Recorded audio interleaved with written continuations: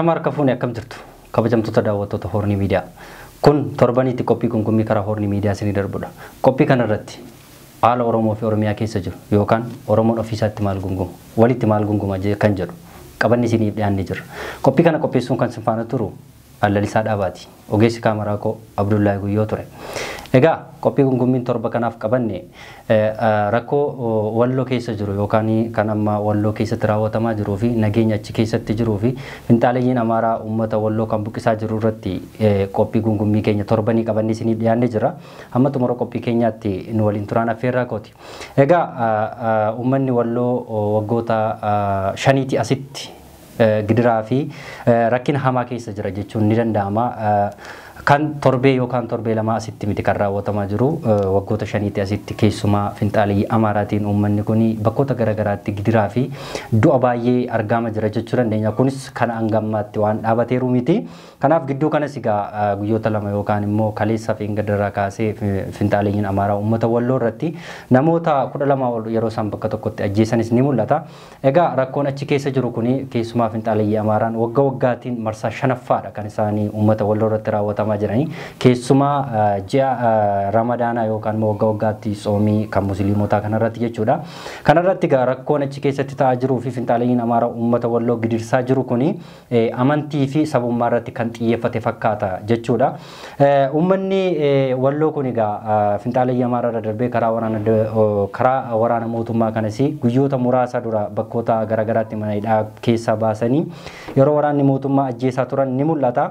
Ammas egaa ajjeechaan achi keessa jiru kun karaa finxaaleeyyii Amaaraa waan dhaabbateeru hin fakkaatu. Ammas doorsisni finxaaleeyyii Amaaraa kun uummata walloo keessumaa aanaa Jillee Dhummuugaa keessa kan jiranii fi Baalchii ganda Jillee Dhummuugaa keessa Baalchii fi Qurquraa keessaa fi kanneen kana fakkaatan keessatti guyyoota 30 yookaan ji'a Ramadaanaa hanga guyyaa 30 turu kana keessatti Jillee Dhummuugaa guutummaa guututti ni to'anna kan jedhanis ibsa baafachaati jiru.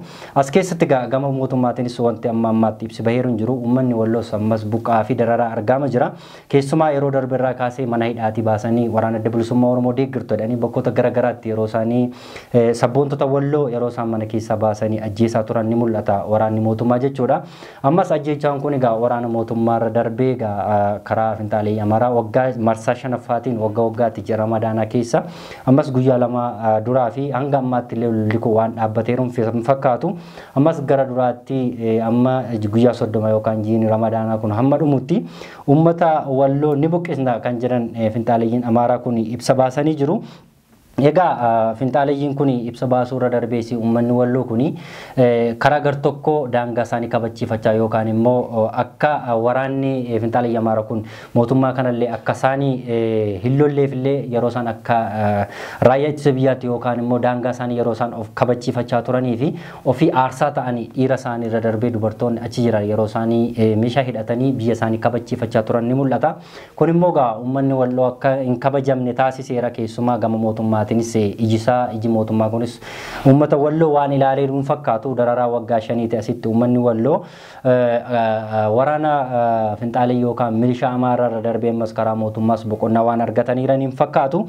Uummanni walloo gaa mana hidhaa yookaan immoo uummanni achi keessatti du'aa jiru mana hidhaa keessa jira jechuu dandeenya. Gama finxaaleeyyii Amaaraatiinis gama mootummaatiinis boqonnaa waan argateeru hin fakkaatu. As keessatti gaa abbootiin amantaa fi warreen ji'a Ramadaanaa kana keessa uummanni kadhannaa cimsuu akka qabullee gama miidiyaa kanaan dhaamuu barbaanna. Maaliif yoo jenne egaa gidduu kanarraa kaasee yookaan waggaa waggaatti karaa amantii sababeeffatanii yookaan immoo sabdaneessummaa yookaan uummata karaa amantii walitti buusuuf jedhanii waggaa waggaatti yeroo isaan uummata walloo kana ni buqqisan ni mul'ata. Kanaaf abbootiin amantaa karaa musliimaas ta'ee karaa pirootestaantiis ta'ee yookaan immoo karaa ortodoksiis ta'ee gama isaaniitiin kadhannaa cimsuu qabu. Maaliif waggaa waggaatti yeroo akkas uummanni walloo kun buqqa'u ni mul'ata. Kanaaf immoo waaqa isaaniitti iyyachuu qabu jechuu barbaanna. Maaliif abbootii amantaas keessatti kaasne wenne abbootiin amantaa poolitikaa irraa bilisa waan ta'eef waaqa isaaniitti iyyachuu akka qabanii fi uummanni walloo kun nagaa akka argatu jechuu barbaanna. Gama kaaniinis immoo uummanni bakkeewwan garaagaraa jiruu fi uummanni achi keessatti buqqa'aa jiru ammas waan boqonnaa argate waan hin qabnee fi uummanni bakkeewwan garaagaraa jiru keessumaa biyyoota alaa fi biyyoota keessas yoo ta'e namoonni dhageettii guddaa qaban uummata kanaaf akka birmatanii fi fi mootummaan gama isaatiinis waraana achi jiru sanaa fi finxaalee Amaaraa uummata buqqisaa jiruu fi waraana gama isaatiin jiru kanaafis birmannaa taasisuu fi qaba jechuu barbaanna maaliif ijisaa ilaalee uummanni kun boqonnaa akka argatuu fi mootummaan amma aangoo jiru akka kabajamuuf illee uummanni walloo kun aarsaa guddaa kaffaleera maaliif finxaalee Amaaraa gama sanarra galanii yeroo isaanii uummata Oromoo buqqisan ni mul'ata kanaaf immoo ofii isaanii aarsaa ta'anii daangaan sun akka kabajamuuf illee fi daangaan Itoophiyaa akka kabajamuuf illee uummanni walloo kun aarsaa guddaa kaffaleera jechuu barbaanna maalumaafuu uummanni walloo kun boqonnaa akka argatuu fi gara fuulduraatti waan walitti deebinu fakkaata fi mootummaanis ilaalcha keessa gashee uummata walloo fi uummanni bakkeewwan garaagaraa jirus akkuma kanaan dura uummata Wallaggaa jiruuf birmachaa turee fi uummata Shawaa keessas ta'e Arsii keessa Boorana keessa yeroo beelaan dararamaa turan sana uummanni bakkeewwan garaagaraa jiran suni birmachaa fi turan keessumaa yeroo Wallagga lixaa keessatti dhibeewwan busaa fi koleeraa yeroo achi keessatti babal'achaa turan sana keessatti uummanni bakkeewwan garaagaraa jiru amantii fi kutaa walii otoo hin qoodiin uummata sanaaf birmatee uummanni suni fooyya'insa argateera kanaaf uummanni bakkeewwan garaagaraa jiranii uummata walloo rakkinaa fi dararaa fi waraanaan beela hamaa keessa jiru akka birmatuu fi asiin dhaamsa keenya dhaamuu barbaanna jechuudha sa'aatii ko fayyadamuuf qabxii ko lamaffaatti yeroo darbugaa wal amantaa dhabuu fi muummee ministeera Itoophiyaa fi bulchaa naannoo Tigraay yookaan Geetaachoo Raddaa gidduutti amma gidduu kana walga'iin guyyoota lamaasitti Finfinnee keessatti taa'amaa jira egaa Itoophiyaa keessatti egaa mirga ofii bilisaan ibsachuutiin kan beekamu Tigraayidha jechuu dandeenya uummanni yookaan immoo waraanni achi keessa jiru 270,070 ol lolarra ture suni ammas boqonnaa hin arganne yookaan immoo beelaa fi uummanni achi keessa jiru beelaaf saaxilamaa jira kan jedhe mootummaan naannoo Tigraay obbo Geetaachoo Raddaa yeroo darbe dubbatee ture kana keessatti egaa uummanni achi keessatti beelaan dararamaa jiru sun ammas beela hama jira walamantaan Viktooriyaatti taasifame kun mootummaa federaalaa fi unu gidduutti raawwatamne kan jedhu irratti yaada kaasanii turani keessumaa walga'iin gidduu kana Finfinneetti guyyaa lama asitti taa'amaa jiru kun uummanni Tigraay miliyoona 4 ol beela hamaa keessa jira waan ta'eef gama biraatiinis immoo dargaggeessa achi keessa yookaan immoo humni waraana Tigraay 270,070 ol waraana keessa ture sunis ammas deebi'ee dhaabbachuu hin dandeenye waan ta'eef kanarratti walamantaan hin jiru kan jedhu kaasee ture yeroo darbe kanaaf uummanni yookaan immoo uummanni achi keessa jiru beelaaf dararamaa jiru kunis ammas nagaa hin arganne yookaan immoo ammas beela hama jira gama mootummaatiinis wanti unuu fi ilaalcha keessa galamee ilaalameeru hin jiru kan jedhu kaasee ture kanarratti mareechuufis gidduu kana Geetaachoo Raddaa Dr. Gabratsyoon Gabra Mikaa'ilis faana jira isarra dabalatee ittaantonni isaa namoonni muraasni walga'ii kanarratti hirmaachaa jiru kanarratti bakka bu'aan Afrikaas achirratti argamee jira gara muummee ministeera Itoophiyaattis namoonni muraasni walga'ii sanarratti hirmaachaa jiru walga'iin kun egaa maaliin akka xumuramu waan kan ilaallu ta'a jechuudha as keessatti egaa waa'ee Tigraay kana yeroo haasoo barbaannu kanan tuqee darbuu barbaadu yeroo kanaan dura wal lolaa turan keessumaa muummee ministeera Itoophiyaa fi bulchaan naannoo Tigraay yeroo achi keessatti ofiisaa waraana keessa ture namoonni Geetaachoo argitan birri miliyoona 10 ol sinii kennina jedhee yeroo muummee ministeera Itoophiyaa haasaa ture ni mul'ata garuu as keessatti erga araarri kun ta'ee keessumaa Finfinnee keessatti Geetaachoo Raddaa gaardii malee deemaa jira jechuu dandeenya Finfinnee keessa ammas gaardii malee qofuma deema garuu namni kanaan dura miliyoona 10 nama barbaadamaa ture amma Finfinnee keessa gaardii malee yeroo deemu kanaaf Tigraay keessatti namni yookaan immoo Itoophiyaa keessatti namni mirga isaa seeraan kabachiifachaa jiru Tigraay yookaan bulchaa Tigraay jechuu dandeenya otoo mootummaa akka Oromiyaatti yookaan immoo akka Amaara keessas ta'e namni dhugaa dubbate hidhamaa fi dararamaa argaa jira isas fakkeenya fudhachuu dandeenya warreen abbootii qondaalonni adda bilisummaa Oromoo yeroo isaanii hidhaa fi dararaa argaa jiran yookaan immoo namoonni meeshaa Itoophiyaa keessatti siyaasa meeshaa fayyadamuun hin barbaachisu siyaasa hordoftu taananii harka qullaa yookaan immoo karaa nagaa qabsaa'uu ni dandeessu kan jedhu muummee ministeera Itoophiyaa kun afaan irraa hin bu'u ture garuu namoonni meeshaa fayyadamanis namoonni harka qullaa mootummaa kana falmanis hundi isaanii dararumaa fi rakkina guddaa argaa jiru kanaafis Tigraay keessatti wanti amma raawwatamaa jiruu fi waliigalteen Victoria keessatti wal amantaan dhabuu isaanii kun amma miilana wal amantaan argamaa fi bakkeen qaamonni garaagaraa yookaan qaamni sadaffaa yeroo argamaa jiru kanatti miilana wal amantaan dhufee uummanni Tigraay miliyoona 4 olii beela hamaa keessa jiru kuni oguma furmaata argatee biyya isaatti deebi'aa kan jedhus wal nama gaafachiisa. Inni lammaffaas qabxii as keessatti isaan kaasanii waa'ee lafti keenya Eertiraanis qabatee jira, Amaarris lafa keenya nurraa fudhatee jira. Kanaafis immoo lafa kana akkan fudhannee fi muummee ministeera Itoophiyaa danqaa nuti ta'ee jira kan jedhu gaaffii isaanii yookaan walgahii isaanii miilana irratti kaasanii jiru. Lafa isaanii hundeeffatu kan jedhus egaa miilana walgahiin kun akka xumurameen kan ilaallu ta'a jechuudha. Egaa waan Tigraay kana hangammaatti yoo jenne isa qabxii ko sadaffaatti yeroo darbu Fiild Maarshaal Biraanuu Juulaa gidduu kana yeroo EBC irratti ibsa kenne ni mul'ata yookaan immoo yaadannoo irratti kaase kanarratti qeeqaa fi akka qondaala yookaan immoo itti gaafatamaa waraanaa otoo hin taane itti gaafatamaa siyaasaa yookaan qondaala siyaasaa isa fakkeessa jechuudha obbo Fiild Maarshaal Biraanuu Juulaa jechuudha. As keessatti egaa qabxii isaa yookaan immoo ibsa sa'aatii 2 olan inni ibse jechuudha. As keessatti garuu dhaadachuu fi waakkachuu fi himachuudha jechuu dandeenya qabxii ijoon achi keessa jiru. ጸረ ሰላም ኃይሎችን እናስተካክላለን ካስተካከልን በኋላ ወደ ራሳችን ስራ እንመለሳለን ብለን ነው የምናስበው እና ትክክል አይደለም። እኔ ሰልፍ አልቃወምም፣ ሰላማዊ ሰልፍ አልቃወምም። የሆነ አጀንዳ ፈጥረ ሰላማዊ ሰልፍ ማድረግ መብት ነው። የሰሞኑ ሰላማዊ ሰልፍ ግን ሰላማዊ ሰልፍ አይደለም፣ ነውጠኛ የጦርነት አዋጅ ነው።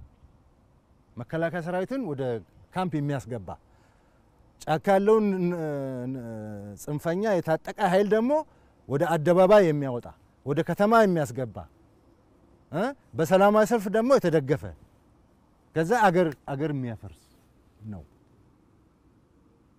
ስለዚህ መንግስት መከልከሉ ትክክል ነው ብዬ አስባለሁ። ይሄ ሰልፍ ተከለከለ ማለት ነገ ሰልፍ አይደረግም ማለት አይደለም። ሰልፍ ማድረግ ትችላለህ። ህዝብ waa baay'ee dubbate keessumaa Itoophiyaa keessatti namoota qulqulluu yookaan nama qulqulluu yookaan nama nagaa ta'ee nam tokko irratti diroonii hin darbanne kan jedhu sana fakkaasee ture. Egaa Itoophiyaa keessatti dirooniin bakkoota garaagaraa keessatti keessumaa ummata qulqulluu yeroonni gaagaa ture ni mul'ata. Namoonni rakkina hojjetan bakka kamittuu qaama waraana kamiyyuu hin ajjeenne namootuma qulqulluutu umaa ture jechuu dandeenya. Isas fakkeenya fudhachuu dandeenya. Salaaleerraa kaasnee yeroo horii fi beelladaa fi mi'aanii fi manni yeroo bakka tokkotti gubachaa ture ni mul'ata. Wallagga kaasuu dandeenya. Horroo guduruu keessaa gudurutti yeroo isaanii namoota cheerchii keessatti ajjeesanis ni mul'ata. Wallagga lixaas akkasumatti yeroo isaanii ajjeesanii fi mandii keessattis yeroonni namoota gabaa jiran keessatti yeroonni gabaa irratti buusee fi Shawaa Lixaa keessattis akkasuma yeroonni uummata rakkisaa fi uummata qulqulluu fixaa ture ni mul'ata. Garuu kana keessatti egaa Fiild Maarshaal Biraanuu Juulaa kun namoota qulqulluu tokko irratti iyyuu nuti tarkaanfii fudhanneeru hin qabnu jedhee yeroonni dhaadachaa turee fi himachuuf waakkachaa ture kana ni mul'ata jechuudha. As keessatti egaa Fiild Maarshaal Biraanuu Juulaa nu Itoophiyaa bushuun keenya Itoophiyaan akka kabajamtu taasiseera jedhee yaadasaa kaasee ture. Otoo nuti hin bulchinu ta'ee biyyi keenya yookaan Itoophiyaan kun Sooriyaa taati jedhee yeroonni haasaa ture ni mul'ata.